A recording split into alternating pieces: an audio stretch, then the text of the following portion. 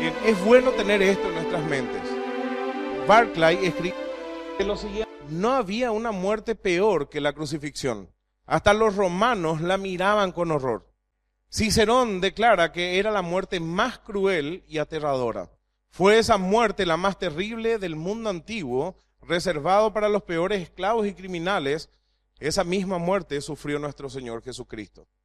La rutina de la crucifixión siempre fue igual. Después de celebrarse el juicio y de ser condenado el criminal, el juez pronunciaba la terrible sentencia: ibis an crucem, no sé si se pronuncia así, que significa el veredicto se lleva a cabo, irás a la cruz. Y ese veredicto se llevaba a cabo inmediatamente. Se ponía al condenado en medio de una compañía de 4 soldados, lógicamente, liderada por el centurión, y se le colocaba el travesaño de la cruz sobre los hombros. Después del flagelamiento, Cristo cargó con su propia cruz. Y le puedo asegurar que lo hizo con ganas. La profecía misma dice que Él afirmó su rostro para ir a Jerusalén. Puso su rostro como pedernal en el cumplimiento de la profecía. Esto es como algo que choca contra la piedra. Él afirmó y fue a realizar la obra de la cruz. Ese mismo llamamiento nos hace el apóstol Santiago y nos dice: afirmad vuestros corazones.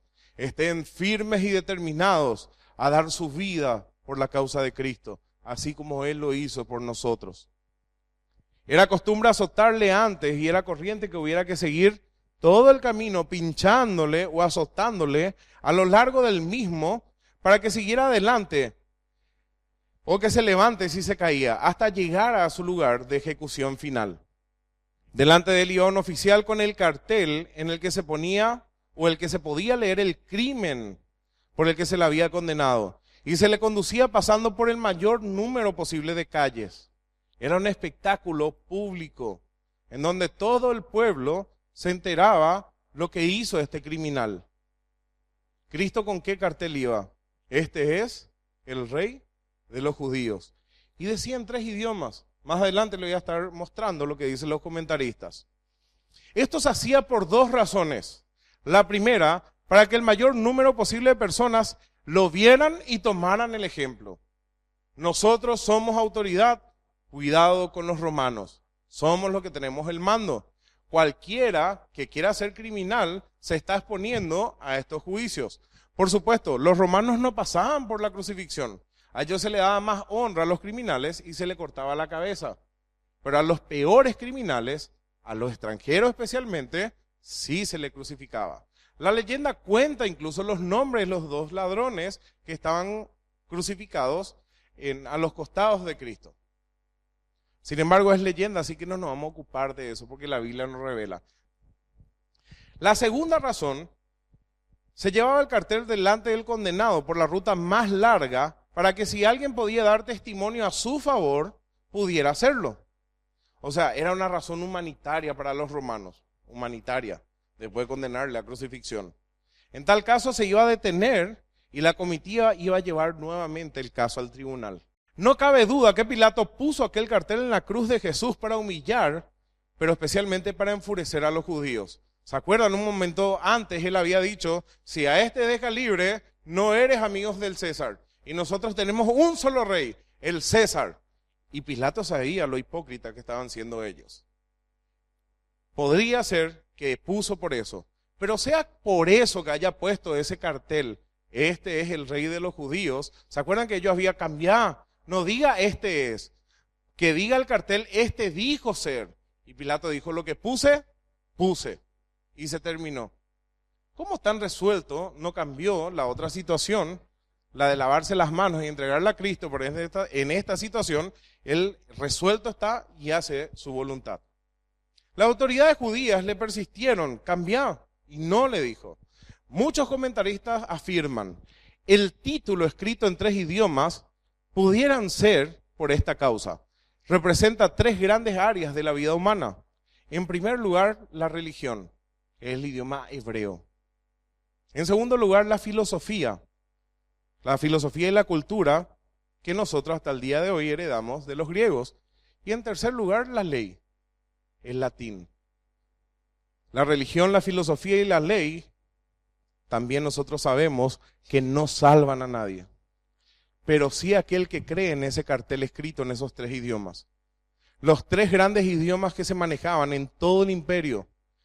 Este es el rey de los judíos. Ese era su crimen. El lugar de se sabe con eso siempre fue el lugar de la calavera, llamado así por la forma geográfica del lugar. Estaba fuera de la muralla de la ciudad, aunque no se sabe con exactitud dónde. Al llegar al lugar, los sentenciados, sean hombres o mujeres, eran totalmente despojados de sus vestidos. Es ahí donde los soldados tiraban suertes para repartirse los vestidos. Casi todos tenían el mismo valor, a excepción de la capa que les cubría, que servía para dormir. Tenía un mayor precio. Es por esa capa de Cristo que jugaron a los dados los soldados, cumpliendo también así otras de las profecías. Y solamente le dejaban un paño en las partes íntimas. Pero después era un espectáculo público, terrible y lo más denigrante que una persona podía llegar a pasar. Le era necesario, dice, me es necesario ir a padecer por las autoridades de los judíos y también de los gentiles, y ser contados con los inicuos para que se cumpla la escritura. En la ley romana, el cuerpo no se enterraba, sino que se dejaba que los buitres y los perros coman lo que quedaba del cuerpo. Sin embargo, en la ley judía eso era ilegal. Tanto es así que José de Arimatea, hombre justo, varón piadoso, pidió el cuerpo de Cristo y también cumple otra profecía. Con este instrumento entonces de tortura, los romanos recuerdan a todos el peligro de meterse con las autoridades de aquel entonces. El hecho de que Cristo esté en medio de 2 ladrones, lo señalan a él como el peor de los 3 criminales. No es casualidad. ¿Sabían ustedes que para el creyente no hay casualidad? Cuanto menos para nuestro Señor Jesucristo, que cada paso daba era en cumplimiento a lo que decía la palabra de Dios. Y llegamos al relato bíblico en Lucas capítulo 23, versículo 39, y dice así. Y uno de los malhechores, ustedes en los otros evangelios no van a encontrar este relato con los malhechores, solamente aquí en Lucas. Y Mateo parece contradecir este relato porque dice que los 2 le injuriaban. Es más, hay personas que dicen que no eran solamente 2, que eran 4, pero la Biblia no afirma nunca eso. Pero sí el plural que usa Lucas, que usa Mateo, se utiliza en otras partes también. Pero literalmente había 2 malhechores. Lo más probable es que el primero, y encima se le llama el buen ladrón y el otro es el mal ladrón, ¿sí?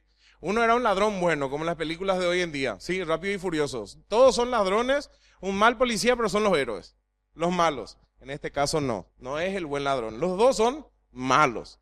Pero está el ladrón que se arrepintió y el ladrón que no se arrepintió. Uno de los malhechores que estaban colgados le injuriaba, diciendo, si tú eres el Cristo, sálvate a ti mismo y a nosotros. Demostrar el Cristo y salvanos. No solamente le estaban insultando todos los que estaban allí, sino que esta persona que estaba justamente sentenciada, también tenía la osadía de decirle a Cristo, si vos sos Dios, salvate a vos mismo, pero también salvanos a nosotros. Hoy en día nosotros a veces solemos tener esa práctica. Señor, si querés que te sirva, dame una señal.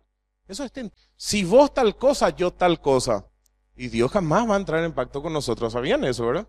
El único pacto vigente en el día de hoy es el pacto en la sangre de nuestro Señor Jesucristo. Ningún otro. En Barrabás. La palabra es muy interesante en el idioma original, porque nos pinta el cuadro de cómo Dios le veía a estas 2 personas. Pero no solamente como Dios le veía, es nuestro cuadro. Nosotros nos hemos reflejado no en Cristo, nos hemos reflejado en los 2 malhechores, nos hemos reflejado en Barrabás, nos hemos reflejado en Rahab la ramera, nos hemos reflejado en lo peor, lo necio y lo vil del mundo. Y no hay excepción alguna, porque todos pecaron y todos delante de Dios somos como trapo de inmundicia. Y nuestras obras no sirven para nada. Miren lo que dice la palabra original, que es kakourgos. 2 raíces griegas. Kakos, que significa indigno, sin valor, depravado, injurioso, pestilente y malo. Esa es la palabra kakos. Y la otra raíz es urgos, que viene de ergón, que significa trabajar, laborar. como esfuerzo u ocupación. O sea, ¿qué idea te da la palabra malhechor? ¿Qué nos está mostrando la Biblia? Era alguien que ocupaba su esfuerzo. Era la ocupación de esta persona ser indigno. Se esforzaba en ser una persona sin valor. Se esforzaba en ser un depravado. Se esforzaba en ser una persona injuriosa, una persona pestilente y una persona mala. Y la Reina Valera traduce como malhechor. Todos nosotros delante de Dios éramos malhechores. No nos merecíamos nada delante de Dios. Y teníamos la misma actitud que este que le injuriaba a Dios. Como dice la Escritura, el hombre tuerce su camino y luego su corazón se irrita contra Dios. Eran personas indignas, eran personas sin valor, eran depravadas, injuriosas, pestilentes y malas. Y Cristo en la cruz estaba muriendo por ellos, por esa clase de personas. Respondiendo el otro injurioso, el otro malo, dice, le reprendió diciendo, ¿ni aún tú temes a Dios? Estando en la misma condenación, en el mismo juicio. Estoy condenado y igual sos así de duro. ¿Qué es lo que te pasa? Miren lo que agrega el versículo 41. Nosotros a la verdad justamente padecemos, porque recibimos lo que merecieron nuestros hechos, mas ningún mal hizo. Y seguramente ahí estaba también los crímenes de los dos. Y dijo a Jesús, acuérdate de mí cuando vengas en tu reino. Él entendía lo que estaba diciendo. Me da la pauta o la pista de que esta persona sí conocía las Escrituras. Entonces Jesús le dijo, de cierto te digo que hoy estarás conmigo en el paraíso. Vamos a estar escudriñando la palabra de Dios con su ayuda. Lucas es el único entonces que nos habla de esta conversación. Crucificar a Jesús, entonces dijimos, pudiera ser para equipararle a los dos criminales, para ponerle al mismo rango, como si fuera él un depravado, como si fuera él un malhechor. Y nosotros sabemos que no lo fue. Un tipo cumplido en Cristo fue José, a través de su lugar. José estuvo preso, fue llevado preso injustamente en la cárcel en Egipto y estuvo con dos malhechores, ¿se acuerdan? El panadero y el copero del rey. Ellos habían tenido un sueño y José le da la interpretación del sueño y le dice que uno iba a ser muerto y que el otro iba a ser puesto nuevamente en su trabajo, iba a ocupar otra vez su lugar. Y eso aconteció así mismo. Si bien José le dijo a ellos que ellos iban a ser salvados, o uno de ellos iba a ser salvo de la condenación de la muerte nada más, José no le podía salvar de la condenación eterna. Pero acá Cristo pasa la misma cosa. Él está condenado injustamente, él no abrió su boca, él fue llevado directamente, fue sentenciado directamente. Sin embargo, acá uno de los delincuentes es salvado, pero no de la muerte física, de la peor muerte, de la muerte eterna. Fíjense que Cristo no les libró de los sufrimientos en su carne. ¿Se entiende? Nosotros venimos a Cristo. Él nos perdona todos nuestros pecados, pero la consecuencia de nuestros pecados, Él no las quita. Nosotros vamos a tener que resarcir esos daños, como lo hizo Zaqueo.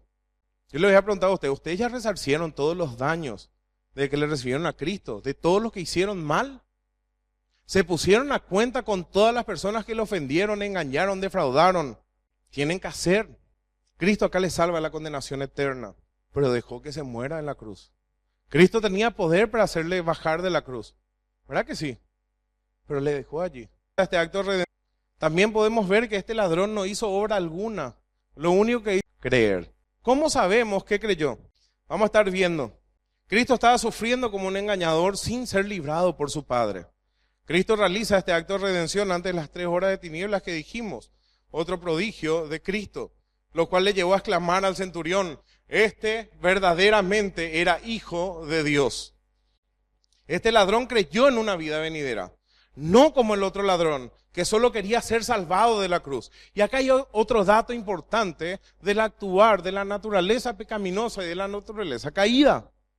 Muchos son los que acuden a Dios en medio de sus aflicciones, en medio de sus dolores, en medio de sus problemas. pero no porque están arrepentidos de sus pecados y no porque quieren entregar sus vidas a Dios. Lo único que quieren ser librados es de lo que le está pesando en ese momento y quieren seguir la misma vida de siempre, en sus delitos y pecados. Quieren continuar viviendo sus propios caminos. No le interesa la vida de santidad de Dios. Nunca se arrepintieron. Lo único que quieren, ¿qué es? Algo que se le quite la aflicción presente. ¿Cuántas personas ya no vinieron a nuestra iglesia en este poco tiempo? Hagan los números. Habla el Señor. Le toman a Dios como si fuera una aspirina. Toman, le pasa algo y se van. Pero el resultado está como dice la palabra de Dios. 7 demonios peores van a entrar en ellos. Generación perversa, mala, dice. No le interesa la vida de Dios. Vienen y practican la religión. Si bien le hace bien escuchar la palabra de Dios, pueden cambiar ciertas conductas y ciertos hábitos, pero su estado postrer va a ser peor a la larga. Tarde o temprano su hipocresía se va a descubrir y esa persona va a ser hallada falta delante de Dios. Dos hombres ante la cruz, ante la misma obra, ante el Salvador, y dos actitudes totalmente opuestas. Uno de ellos duro hasta el fin. Uno de ellos depravado hasta el fin, terriblemente perdido. Así es toda persona en su estado natural. Ninguna aflicción cambiará de por sí un corazón endurecido. ¿Qué dice Romanos capítulo 9, versículo 18? Dice así: de manera de que quien quiere tiene misericordia y al que quiere endurecer, endurece.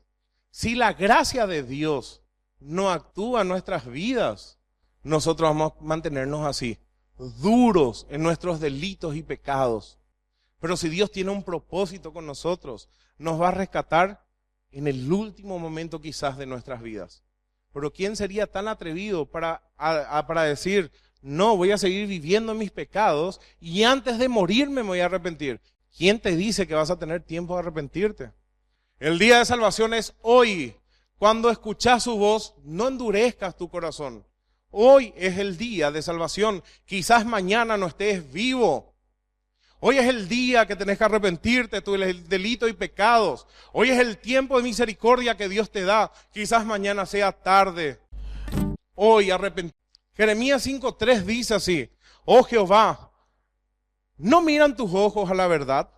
Los azotaste y no les dolió. Los consumiste y no quisieron recibir corrección. Endurecieron sus rostros más que la piedra. No quisieron convertirse.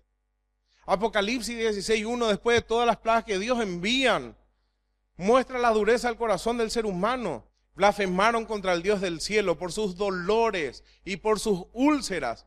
Y así todo, no se arrepintieron de sus mal caminos. En el libro de Ageo, el Señor una y otra vez dice: examinaos vuestros caminos.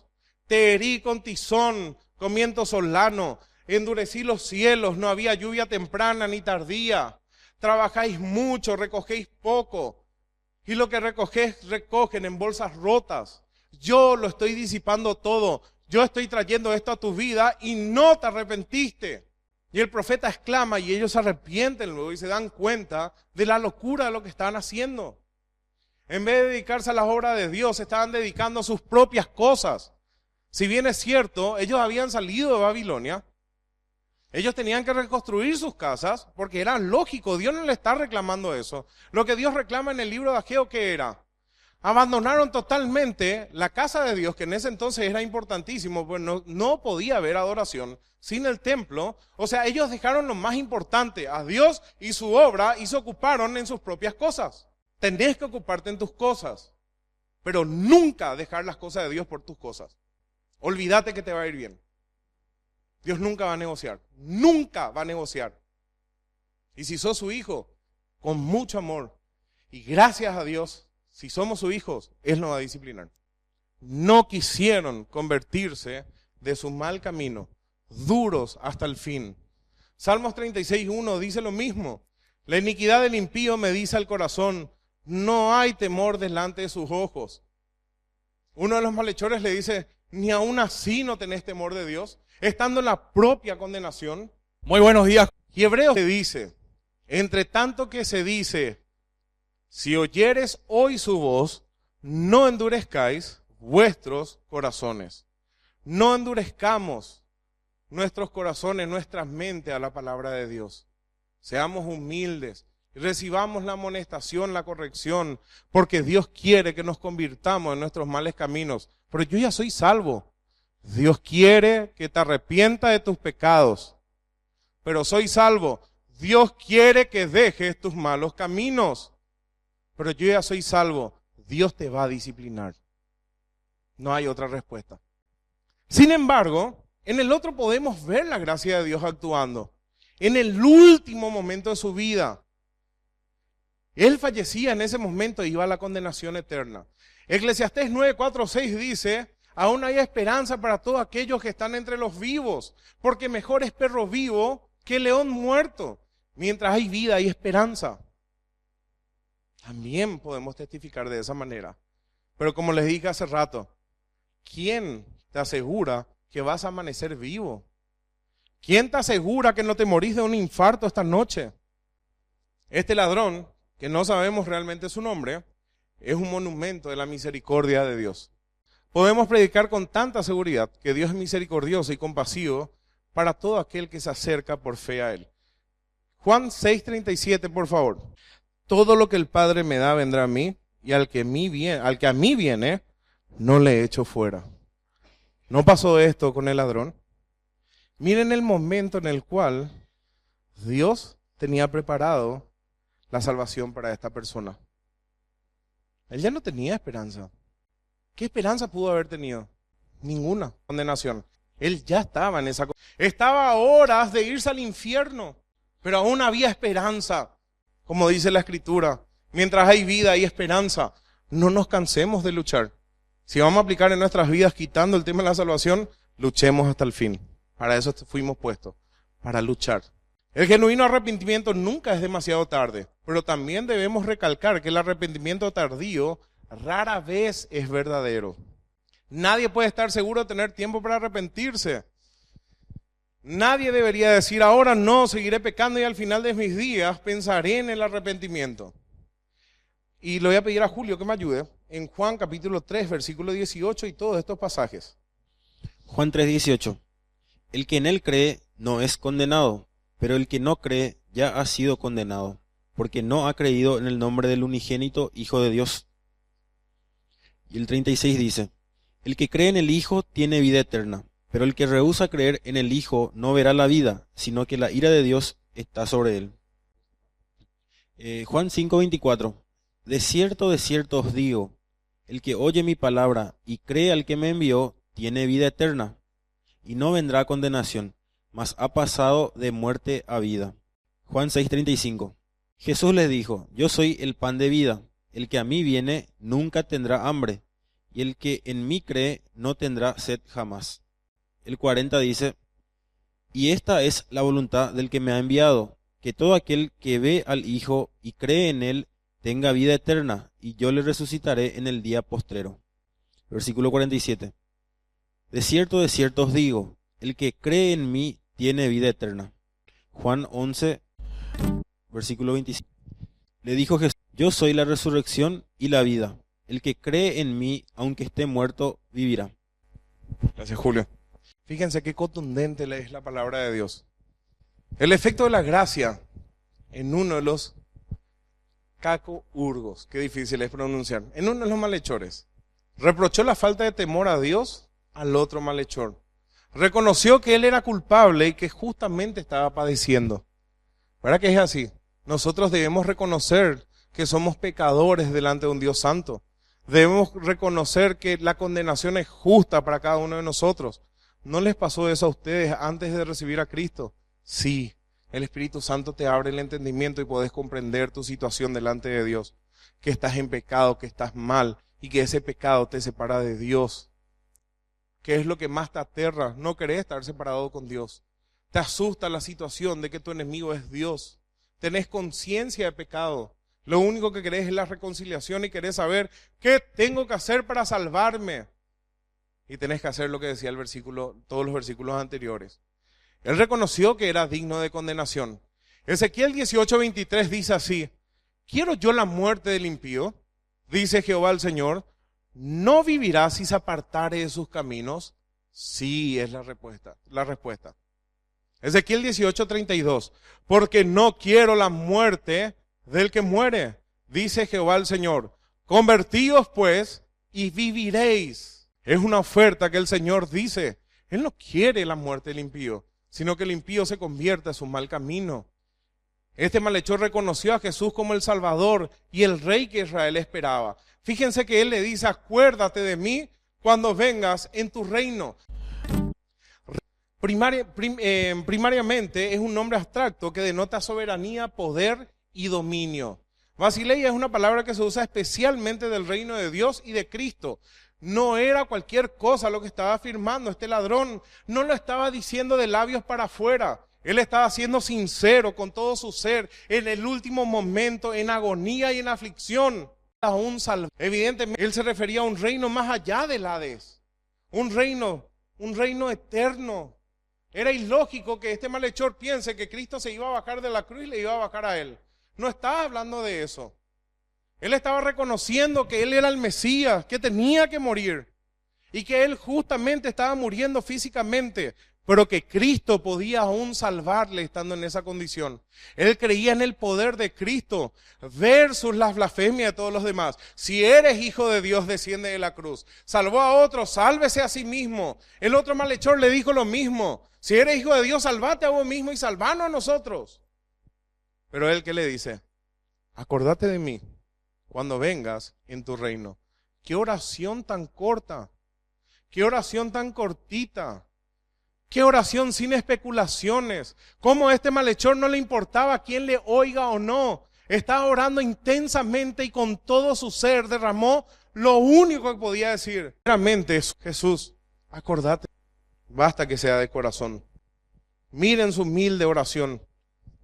Señor, acuérdate de mí. Creyendo en la resurrección y dejando enteramente su alma en manos del Redentor.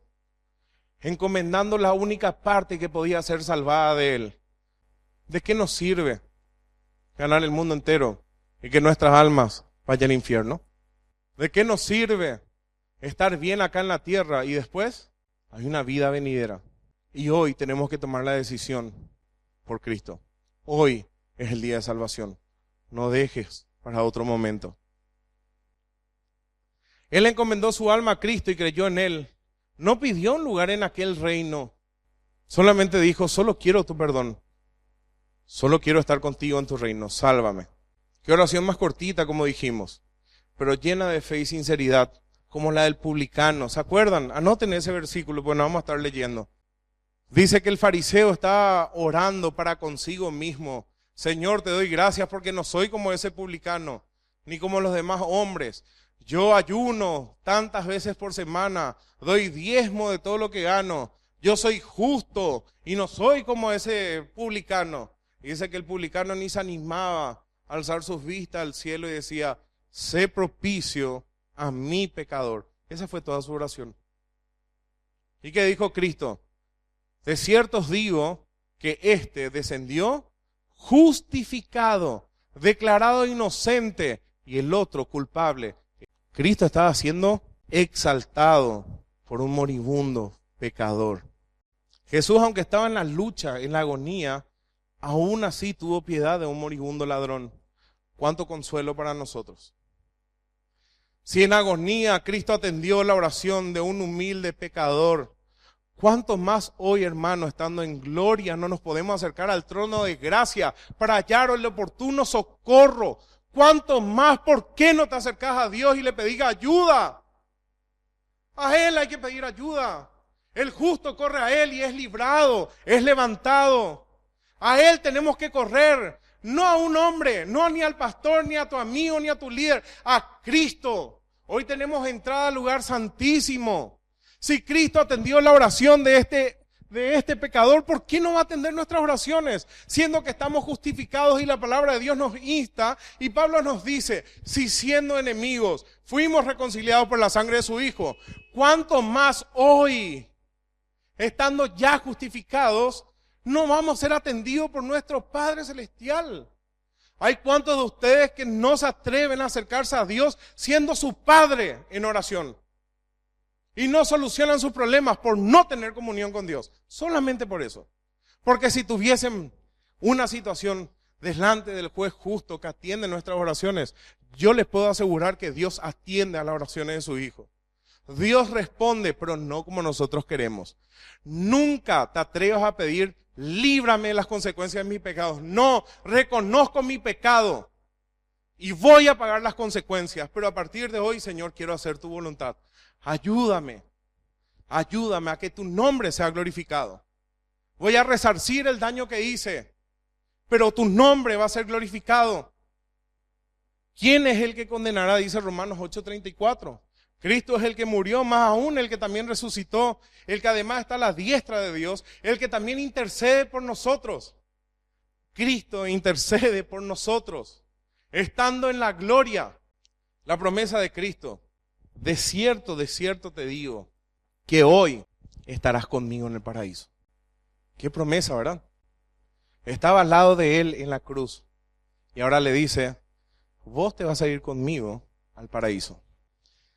Entonces, para aplicar esta historia a nuestras vidas, ¿se salvó uno de los malhechores?